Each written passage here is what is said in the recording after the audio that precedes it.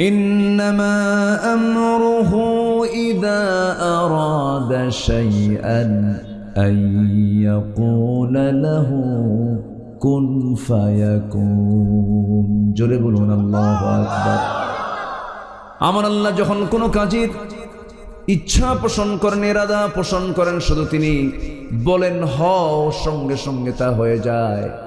Micro সেকেন্ডও লাগে না, সঙ্গে সঙ্গে তা বাস্তবায়ন হয়ে যায়। আমার আল্লাহ তো সেই আল্লাহ যিনি আকাশের মালিক, যিনি জমিনের মালিক, যিনি সাত সমুদ্রের মালিক। এত বড় মালিকানার পরিচয় পৃথিবীর কেউ দিতে পারবে না। আমার আল্লাহ তার নিজের পরিচয় দিতে নিয়ে যে কথাগুলো বলেছেন, এমন কথা পৃথিবীর কোনো মানুষের দ্বারা সম্ভব নয়।